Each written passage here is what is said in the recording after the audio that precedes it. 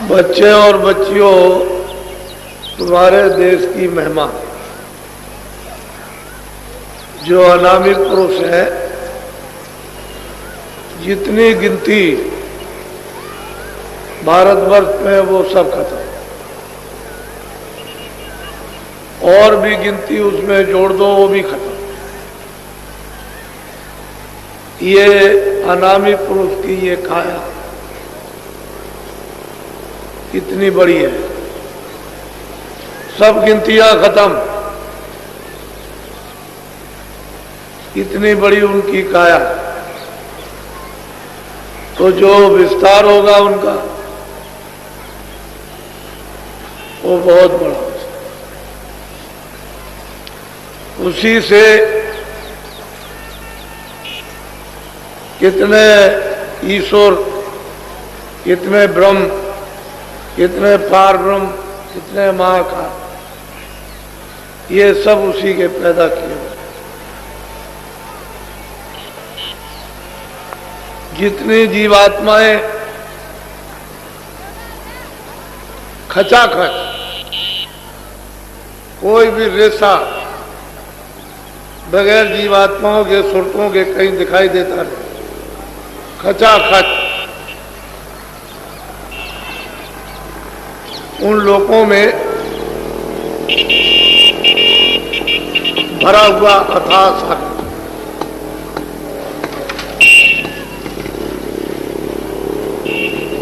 जो वहां की जो सुरतें वहां रहती हैं, उनके लाखों लाखों ब्रह्मों के बराबर, यानी एक एक सूरत में प्रकाश है। वो ब्रह्म और ईश्वर की वहां कोई महिमा नहीं,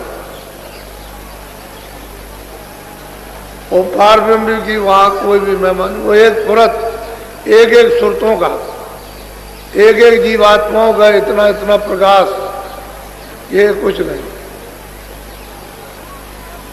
ये सारी जीवात्माएं वहीं से आई। जब उन्होंने अपने से अलग रचना का विस्तार किया तो पहले अगम लोक मंडल बनाया, वहां अगम पुरुष को स्थापित कर दिया। उनकी महासंघ से भी ऊपर की ये उनकी काया है। फिर उन्होंने अलग लोक स्थापित किया, अलग पुरुष को वहां बैठा दिया। उनकी थोड़ी ही कम ऐसी उनकी काया। फिर सतलोक उन्होंने स्थापित किया, सतपुरुष को बैठा दिया। ये अनामी पुरुष ने ये तीनों लोगों की अपनी स्वेच्छा से स्थापित, और वो तीनों लोग एक रस है, एक रूप है, एक रस है, स्थिर है, अस्थायी है, परिवर्तनशील नहीं। सतलोक से, सतपुरुष से ये विस्तार है। तो जितनी जीवात्माएं सतलोक में खचाखच भरी हुई हैं, वो सब लाखों लाखों एक सूरत ब्रह्म की अस्थि। ब्रह्म में कोई अस्थि नहीं, ईश्वर में कुछ नहीं। ये तो वहां का खेल होता है। फौरन उड़ी, और उन्होंने इतने देखते देखते एक पलक के मारते इतने बड़े बड़े महल बना दिए कि खरबों योजन ऊंची। उस देश की अर्वचनीय महिमा, ये सब जीवात्माएं वहीं से लाई गई। सत्पुरुष ने जब अपने से ईश्वर ब्रह्म और पार ब्रह्म महाकाल पुरुष को अलग किया मंडल बनाकर, तो इन सब लोगों ने अपने अपने मंडलों में तपस्या की। और ये लिखन पढ़न का काम नहीं है। जितनी स्याही समुद्र बनाओ बन रहा है कि कल में पत्तों की बना लो पृथ्वी को कागज, इतने दिनों तक आप उस पर लिखो, ये सब खत्म। इतने दिनों तक इन्होंने तपस्या की। ईश्वर ने जिसको खुदा कहते हैं, ब्रह्म ने जिसको रब कहते हैं, पार ब्रह्म ने जिसको अल्लाह कहते हैं, महाकाल पुरुष ने सबने तपस्या की घना घोर और सत्पुरुष को खुश करने कि हमसे प्रसन्न हो जाए। हमको देश से क्यों निकाल दिया, अलग क्यों कर दिया, कोई कारण तो होगा ही। तब वो तो उनकी मौज मर्जी की बात। इतने दिनों तक ये तप करते रहे, तब वो उसके बाद सत्पुरुष इनसे प्रसन्न हुए कि तुम्हारी तपस्या पूरी हुई, हम तुमसे खुश हैं, बोलो तुम क्या चाहते। फिर उन्होंने सतलोक के समान राज मांगा कि जैसा आप, इनको मालूम हो गया था कि मुझको निकाल दिया, तो राज मांगा कि आपके राज के समान ही हमको राज। तो मौज मर्जी सत्पुरुष की थी। उन्होंने मतलब ये कहा चाहे मत, तो जीवात्माओं के बगैर, सुरतों के बगैर यहाँ कोई रचना नहीं हो सकती किसी भी मंडल में। जब वो सुरतें आएंगी तभी रचना बैठेगी। वैसे तो जीवात्माओं का भंडार एक छोटा सा सब लोगों में सत्पुरुष ने तकसीम कर दे। वो तो अथाह सागर है, उसके लिए क्या, उसमें से जरा सा दे दिया उसने, अथाह सागर भरा हुआ, उसका तो कोई पारावार नहीं। तो एक छोटा सा भंडार सुरतों का अपने अपने मंडलों में ऊपर से देते चले आए। तो इनको भी बांट दिया निरंजन भगवान को, ऐसे ही ऊपर से बांटते चले आए। तो अपने अपने भंडार को इन्होंने सबने स्वीकार कर दिया कि मालिक मुझसे प्रसन्न हो गए। बस ये भंडार लेकर के उधर तो नामी के द्वारा उतार के ले आएंगे दूसरा कुछ। जब उतारा जाएगा तो एक आवाज से दूसरी आवाज, एक नाम से स्थान तक ले आएंगे तो वहाँ वो नाम वही, फिर वो अपने नाम पर उतार ले, अपनी आवाज पर, अपने बाजे पर। तो ये धीरे जाए तो ठेका बनाया कि इतने दिनों तक तो सब यहाँ रहो। कितने युग बीत गए, अनगिनत, गिने नहीं जाते हैं। सतयुग त्रेता द्वापर पहले तो थे ही नहीं। ये सतयुग द्वापर त्रेता कोई नहीं था, न कलयुग। कहते हैं अनगिनत युग बीत गए तो धीरे धीरे उतारा गया। पहले महाकाल पद में आए, फिर नीचे ब्रह्म पद में, धीरे धीरे ठेका बनाकर, ताकि एकाएक चली जाए तो यहाँ तो घबराएंगे, यहाँ लड़ नहीं सकते। तो धीरे धीरे उतार उतार कर धीरे धीरे फिर जब ब्रह्म स्थान पर ले आए तो वहाँ इनको बहुत आनंद में थे, कोई तकलीफ तो वहाँ थी नहीं। तो इन सभी जीवात्माओं पर एक कपड़ा डाल दिया, बहुत बारीक लतीफ। लतीफ कहते हैं झीना, शब्द स्पर्श रूप रस गंध, ताकि इनको इन चीजों का बोध हो जाए। शब्द का भी बोध हो जाए, रूप का भी बोध हो जाए, स्पर्श का भी बोध, गंध का भी बोध हो जाए, यानी पांचों चीजों का बोध हो। तो सूरत को मालूम तो हो गया कि मेरे ऊपर में कोई चीज फेंक दी गई, लेकिन वो इतना तेज, इतना प्रकाश कि उसमें कुछ पता भी नहीं चल सकता। कपड़ा डालते हैं, इसको कहते हैं कारण का। यही से कारण बीज बनेगा। शब्द स्पर्श रूप, पहले तो सूरत शब्द रूप थी, वो तो स्वयं ही शब्द रूप थी। उसको तो उससे तो दूसरे ही यानी अनुभव करते थे। तो जब यहाँ कपड़ा डाल दिया, धीरे धीरे धीरे धीरे शब्द स्पर्श रस गंध बहुत ऊंचाइयों तक, ये वहां के कितने युग बीत जाए, यहाँ के नहीं, तब तक वहां वो रहे।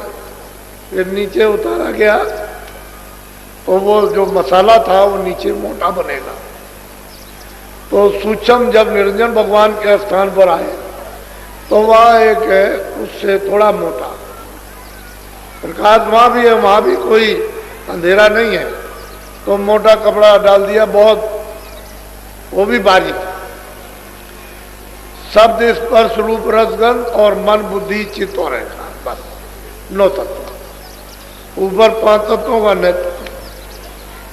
ये मंडल है इनके, ब्रह्म के और ईश्वर के अलग अलग, ईश्वर का मंडल अलग है और ब्रह्म का अलग, अलग अलग मंडल है इनके, बहुत बड़े बड़े। उन मंडलों में कितनी त्रिलोकियां, कितने लोग हैं वो गिने नहीं जा सकते, इतने बड़े बड़े मंडल। तो जब यहां बहुत मुद्दतों तक रखा, फिर धीरे से नीचे उतारा, तो आद्या मां शक्ति ने इन पर उससे मोटा कपड़ा डाल दिया, थोड़ा सा मोटा, उसको कहते हैं लिंग से। जैसे स्वर्ग वैकुंठ में तो 9 तत्वों का कपड़ा डाला, 10 इंद्रियां, चतुसंताकरण, मन बुद्धि चित्त और अहंकार, और 3 गुण, रजोगुण तमोगुण सतोगुण। अब वो देखिए कि वो कारण शरीर तो सूक्ष्म में चला गया और सूक्ष्म शरीर लिंग में चला गया, और फिर उसके बाद में जब यहां उतारा मृतलोक में, उसी आवाज के द्वारा, बाजों के द्वारा, तो जीवात्माओं को यहां ले आए। तो सबसे नीचे वाली आवाज है घंटा से, इसको पकड़ के जब यहां उतारा गया तो मां के पेट में खोल तैयार करके, और उन्होंने जब 5 महीने का हो गया तो सूरत को दोनों आंखों के बीचों बीच उस खोल में बैठा दिया। तो ये खोल क्या, 5 तत्वों का, जल पृथ्वी अग्नि वायु आकाश, ये तो 5 का हो गया। उसके अंदर वाला 9 तत्वों का हो गया। फिर उसके अंदर जो है वो इसके ये 5 तत्वों का लिंग शरीर 17 तत्वों का, फिर उसके अंदर 9 तत्वों का शरीर, फिर उसके अंदर 5 तत्वों का। अब इस तरह से इसने कपड़ा पहना। अब इसको अगर कोई नहीं जानेगा तो इसका कपड़ा कोई उतार नहीं सकता, ये आभूषण है उसका। तो इतने कपड़े सूरत ने पहन रखे। उस समय पर कोई बंधन नहीं था, सूरत यहाँ बैठ गई, माँ के पेट में सब सुन रही है, सब देख रही है, कोई आंख बंद नहीं थी। जैसे ही 9 महीने का बच्चा पैदा हुआ तो आंख भी खुली, कान भी है, सब बातें सुन रही और सब देख रही है और चढ़ती चली जाती है। उसे रोक टोक नहीं है, चढ़ जाती है, इसको उतार दिया छोड़ दिया, फिर उसने लिंग को उतारा उसको छोड़ दिया, फिर उसने सूक्ष्म को उतारा छोड़ दिया, कारण को उतारा छोड़ दिया, चली जा रही। और रोज दरबार में सतलोक में हाजिरी थे, सब जितनी भी ये सुरतें जीवात्माएं सब रोज जाती थी। उस समय जाने आने का कोई बंधन नहीं। अब इनको कहा गया कि भाई तुम गंदगी ये अपनी छोड़ देना, गंदगी को पास न रखना, वहीं छोड़। तो जो सुरतें यानी मतलब गंदगी छोड़ दी, सर से निकल गई। इनकी अवध रखी 1 लाख बरस, तो बहुत चली गई वापस, वो कम नहीं गई, बहुत गई। लेकिन जब ये मालूम हुआ कि सब चली जाएगी तो निरंजन भगवान ने फिर अब इनके लिए रोक टोक खड़ी कर दी। फौरन उन्होंने शक्तियां पैदा करके और उनका जन्म दिलवा दिया और उनको आदेश दे दिया कि जंगल में चले जाओ घोर तपस्या। वो चले गए ब्रह्मा विष्णु महादेव और वहाँ 20,000 बरस तप किया। फिर उनको जब समाधि लगाई तो उनको देववाणी हो गई कि तुम चारों वेद विधान बना दो। बस यही से सब बंधन हो गया। ये कूड़ा कचड़ा, ये सब पाप का, पुण्य का, अच्छे का, बुरे का, न्याय का, सत्य असत का, सब ये पड़ेगा। क्योंकि उस समय तो आंख खुली थी, कान खुले थे, रास्ता कुछ बंद नहीं था, नाक भी खुली थी, जाते थे आते थे। बस इतना ही था कि जा रहे आ रहे अपना घोंसला देखे हुए, फौरन उतर के आई, अपने घोंसले में आ गई। ये उनका घोंसला था, पंचभौतिक शरीर। लेकिन जब अवध पूरी होगी तब चले जाएंगे। तो फिर पीछे से ये झगड़ा लगा दिया। तो जब ये झगड़ा लगाया तो फिर गंदगी इसमें छन करके वो तो कारण लोक में चली गई, जमा हो, कुछ सूक्ष्म लोक में गंदगी जमा हो गई, कुछ लिंग लोक में गंदगी जमा हो गई। जो भारी भारी अशुभ कर्म हुए वो मतलब ये कि शरीर में जमा, तो मन और बुद्धि और चित्त और ये सब गंदे हो गए, अंतःकरण गंदा हो गया। फिर वो जीवात्मा जो स्वच्छ और साफ बैठी हुई थी वो गंदी होने लगी। तो इस बार आपने कूड़ा कचरा डाल करके इसको गंदा कर, तो आँख भी बंद हो गई, कान भी बंद हो गए, नाक, क्योंकि ये तो वहाँ लेकर के आई थी। इस बार तो कोई पर्दा था नहीं, तो आँख पर, कान पर, नाक पर, इसमें तो सुधा ये चीज है, वहां भी रहेगी तब भी यही चीज है। तो जो चीज कुदरती है जिसको कोई बना नहीं सकता वो उसके अंदर मौजूद। आँख भी है, कान भी, नाक भी। अब गंदगी पड़ गई, बस यही से बदला। आजादी दे दी, उसने कहा जो भी कोई कर्म करेगा मृतलोक में वो अपने अपने कर्म का फल भोगेगा। अब वो पता ठिकाना तो हम भूल गए। अपने घर में आने का, भाई किस रास्ते से जाएंगे, घर में पहुंचेंगे वो भूल गए। अब यहीं पर लगे झगड़े में, बस यहीं पर बस बस्ती बसाने लगे, इच्छा बसाने लगे, ममता करने लगे, आशा बांधने लगे, बस यही झगड़े। अब आपकी वो आशा खत्म हो गई, इच्छा खत्म हो गई कि अपने घर का कैसा आनंद है, कैसा सुख है, कैसी सुंदरता है, कैसी शक्ति है, कैसा ज्ञान हो, भूल गए। सही बात तो सही है कि ये आपका ये परदेश है। और देखो आप 50 वर्ष के हो गए, 60 वर्ष के, 70 वर्ष के तो जाने। और वैसे तो बच्चा आता है, जब समय पूरा हो जाता है कर्मानुसार, तो 2 साल का भी चल दिया, 4 साल का भी, 10 साल। लेकिन अगर पूरी आयु आपको मिली है और संभाल के लिए चलोगे तो 50 भी जा सकते हो, 60 भी जा सकते हो और 80 भी जा सकते हो। संयम बिगाड़ दोगे तो पहले ही चले जाओगे, क्योंकि श्वासों की पूंजी खत्म हो जाएगी संयम बिगाड़ने से, तो पहले ही आप इस मकान से खाली कर दी जाओ, चले जाओ। बस ये कर्मों का बंधन हो गया और जीव जो है इस बंधन में फंस गए। अब उसने और नीचे फिर सजाए, उनके कारागार बना दिए, तो जीवात्माओं को कहीं निकल ना जाए तो सजा देने लगे। अब वो चले गए, अब कब होगा। तो ये उनका काम यही है।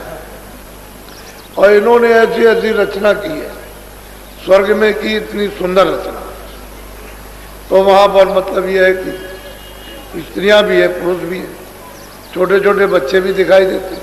बहुत सुंदर रचना, बहुत खूबसूरत, यानी चित्रकारियों से ऐसी सुंदर है। वहां के लिबास, पहरावा, कपड़ा तो नहीं है रुई का है, रेशमी ये कपड़ा तो नहीं, लेकिन मालूम होता है कि ऐसा सुंदर कि वो जेवर वगैरह जो उसकी काशी पहराव बेल बूटों का इतना सुंदर है कि वो मोहित हो जाए, ऐसा लिबास। स्त्रियां जो वहाँ की चमकीली है, यानी वस्त्रों को मालूम होता है पहरे हुए इतने चमकदार हैं कि तुम फौरन मोहित हो जाओ। वो अप्सराएं उधरी रहती है, नित्य नाच, नृत्य होता रहता है। ये नाच आज क्या चीज है, कुछ नहीं। हर वक्त 24 घंटे हर क्षण नाच होते रहते, विचित्र भांत के नाच। तो साधक के लिए तो अगर कोई बताने वाला नहीं तो उधर से आगे जा ही नहीं सकता, वो तो वहीं फंस जाए। तो उसने ऐसा माया का जाल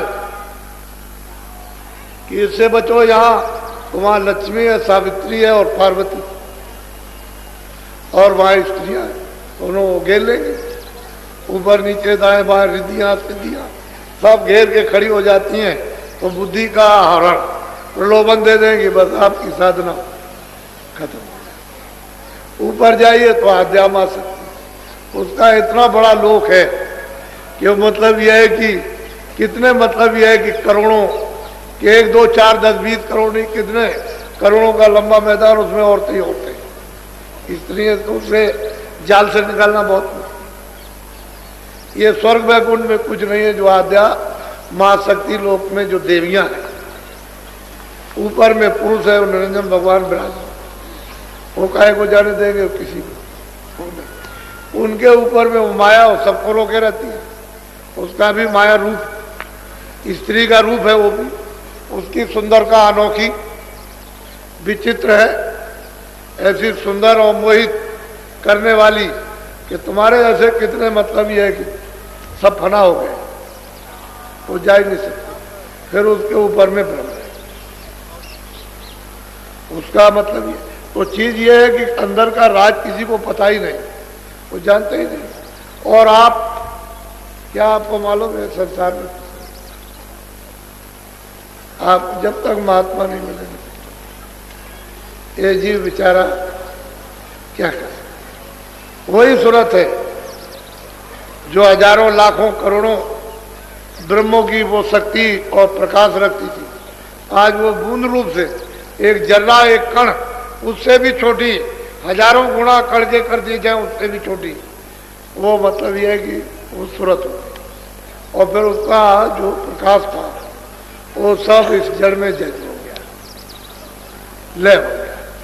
अब बिना महात्मा महापुरुषों के इसको कोई समेट भी नहीं सकता, क्योंकि उनको मालूम है कि कहाँ बैठी है, उनको पता है इसमें क्या है, आँख भी है, कान भी है, नाक भी है, ये बरामद ये समेटी कैसे जाएगी, उधर से खींची किस तरह से जाएगी, प्रकाश सिमट करके कैसे आएगा, ये उनको मालूम है।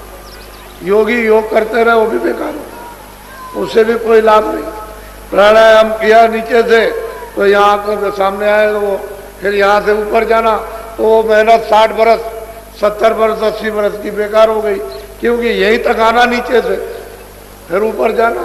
अब संतों महात्माओं ने कलयुग में यही से जीवों को ऊपर उठा लिया, ये नाम की डोर को पकड़ो चलो यही से, इसमें कोई तकलीफ नहीं, कोई प्राणायाम नहीं करना, कोई शारीरिक तकलीफ नहीं, कोई परित्याग नहीं, कोई मतलब है छोड़ना छाड़ना नहीं, बस अपना सहज जो भी शरीर अच्छा के लिए पहनते हो खाते हो खा, उसमें कोई दिक्कत परेशानी। और सहज में इधर से अपना ध्यान तवज्जो हटाकर उधर लगा दो, बस इधर से पौधा उखाड़ो, इधर जो आपने ख्याल और ध्यान इधर आशा और बासा आपने इधर फैला रखी उसको हटा लीजिए, इधर लगा दीजिए, तो इतने में तो काम बनेगा। बुल्ला साहब थे, उन्होंने